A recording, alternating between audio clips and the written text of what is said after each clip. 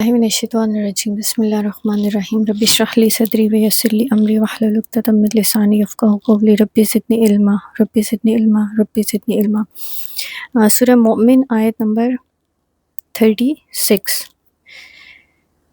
فرعون نے کہا، اے حامان میرے لیے ایک بلند عمارت بنا تاکہ میں راستوں تک پہنچ سکوں، آسمانوں کے راستوں تک، اور موسیٰ کے خدا کو جھانک کر دیکھوں۔ مجھے تو یہ موسیٰ جھوٹا ہی معلوم ہوتا ہے۔ اس طرح فرعون کے لیے اس کی بدعملی خوشنما بنا دی گئی اور وہ راہ راست سے روک دیا گیا۔ فرعون کی ساری چال بازی تباہی کے رستے ہی میں صرف ہوئی۔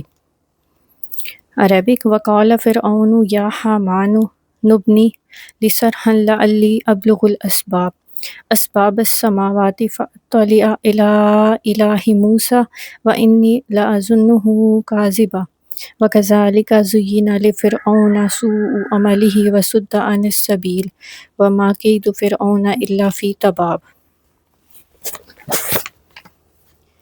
ان آیتوں کو میں نے سلیکٹ اس لیے کیا کیونکہ اس میں جو فرعون کی جو ایک انتہائی غلیظ ایک اس کا جو چہرہ ہے، جو انا میں ڈوبا ہوا ہے، ایگو میں ڈوبا ہوا ہے، اس کو میں نے سوچا کہ میں آپ لوگ کے سامنے رکھوں کہ انسان کی جب مت ماری جاتی ہے تو وہ کیسی کیسی باتیں کر جاتا ہے، اور وہ کس قسم کے جو ہے وہ الفاظ اور کس قسم کی وہ کہتے ہیں کہ ساری حدیں پار کر جاتا ہے۔ تو یہاں پہ بھی فرعون نے کچھ ایسا ہی کیا ہے۔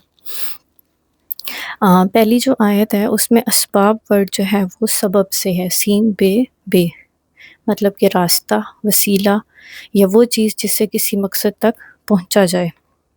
تو فرعون نے کیا کہا کہ میرے لیے ایک بلند عمارت بناؤ، سرحا بلند عمارت، محل، کھلا، اونچا چبوترا، مضبوط نمایاں تعمیر، ٹھیک ہے۔ تو اس نے کیا کہا حامان کو کہ ذرا میرے لیے ایک تو بڑی اونچی عمارت بناؤ تاکہ میں دیکھ سکوں، راستوں تک جاؤں، کہ مجھے تو یہ موسیٰ بڑا جھوٹا ہی معلوم ہوتا ہے۔ اور اس نے کہا کیونکہ یہ عمارت اس لیے بناؤ تاکہ میں موسیٰ کے خدا کو جھانک کر دیکھوں، نعوذ باللہ، شرم کا مقام ہے اس کے لیے۔ لیکن اس کی مت ماری کی تھی کہ وہ اللہ کے بارے میں ایسی باتیں کر رہا تھا۔ پھر آپ کو ظاہر پتہ ہے کہ فرعون کا کیا انجام ہوا، کہ وہ ایسے ہی ہوتا ہے، کتنا مطلب بدنصیب انسان تھا۔ لیکن ہمارے لیے سیکھنے کو کیا ہے کہ انسان اپنی عقل، اپنا شعور کھلا رکھے، فرعون کی طرح اپنے مال، اپنے متاع پہ غرور نہ کرے، اپنی ایگو کے اندر اتنا ڈوب نہ جائے کہ پھر وہ غرق ہی ہو جائے۔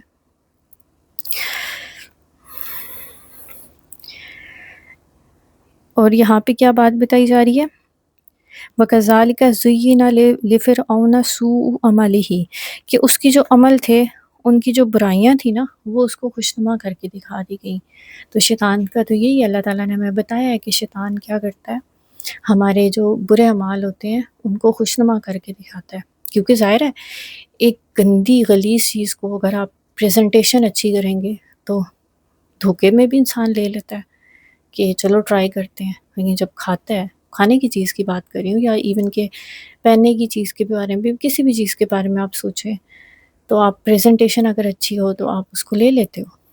تو اسی طرح شیطان کی جو پریزنٹیشن ہے وہ برے اعمال کو اچھا بنا کے بتانا ہے، تو پھر ہم اٹریکٹ ہو جاتے ہیں، لیکن وہ سب اس کا دھوکہ ہے۔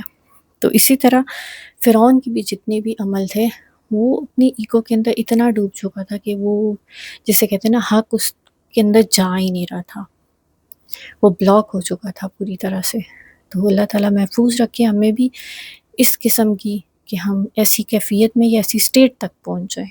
اس لیے مومن کا طرز عمل کیا ہونا چاہیے؟ حق کے لیے ہمیشہ اوپن رہے۔ کوئی بھی بات ہے، کسی بھی معاملے میں، عام زندگی کے اندر بھی، اگر کوئی آپ کو کچھ سمجھا رہا ہے تو اس کو سمجھیں، ایٹ لیسٹ سنیں، ٹھیک ہے؟ سننا ضروری ہے۔ سننے کے بعد پھر اگر آپ رد کرنا چاہتے ہیں اس کو رد کریں، لیکن وہ بھی حق بات، مطلب آپ کا معیار جو ہے وہ قرآن و سنت ہونا چاہیے، کسی انسان کی بات نہیں ہونا چاہیے، کیونکہ انسان تو ظاہر ہے کہ آج اگر میں کوئی بات کر رہی ہوں تو میری بات کل کو بدل بھی سکتی ہے، لیکن قرآن کی بات، اللہ کی بات کبھی بھی نہیں بدل سکتی، سنت ہمیشہ رہے گی۔ تو اور وہ راہ راست سے روک دیا گیا۔ انا، ایگو، یہ سب چیزیں بھی جو ہے نا آپ کے حق کے رستے میں آ سکتی ہیں، اس لیے ان کو سائڈ پہ کرنا بہت ضروری ہے۔ اور فرعون کی جو جتنی بھی چال بازی تھی وہ ساری اس کی اپنی ہی بربادی کی نظر ہوگی، اس کی جتنی بھی چال بازی تھی۔ یہی ہوتا ہے دنیا کے اندر، جو بھی لوگ یہ سمجھتے ہیں کہ ہم بڑے سمجھدار ہیں، بڑی اچھی گیمز، مائنڈ گیمز کرتے ہیں اور آپ کو اپنی طرف سے سمجھتے ہیں کہ بے وقوف ہے، لیکن اصل میں انجام اینڈ پہ انہی کا غلط ہوتا ہے، انہی کا برا ہوتا ہے۔ کیونکہ قرآن کے شروع میں سورہ بقرہ میں بھی اللہ تعالیٰ بتاتے ہیں نا کہ یہ دھوکہ دیتے ہیں مومنوں کو اور اللہ کو، حالانکہ یہ دھوکہ دیتے ہیں اپنے آپ کو، مطلب وہ سمجھتے ہیں کہ ہم دے رہے ہیں دھوکہ، لیکن اصل میں وہ اپنے آپ کو دھوکہ دے رہے ہوتے ہیں، لیکن ان کو اس کا شعور نہیں ہوتا۔ تو اسی طرح فرعون کی بھی آنکھیں تب کھلی جب وہ غرق ہو گیا، جب وہ غرق ہو رہا تھا اس نے اپنی موت کو دیکھ لیا، تو اس وقت اس نے بھی توبہ کی، لیکن وہ توبہ کسی کام کی نہیں ہے۔ تو ان ساری ان آیتوں سے کیا سبق ملتے ہیں؟ ایک تو یہ کہ ایگو کو سائڈ پہ رکھنا ہے، ہمیشہ حق کو قبول کرنا ہے، حق کے لیے اوپن رہنا ہے، اور انا کا مسئلہ نہیں بنانا کسی چیز کو۔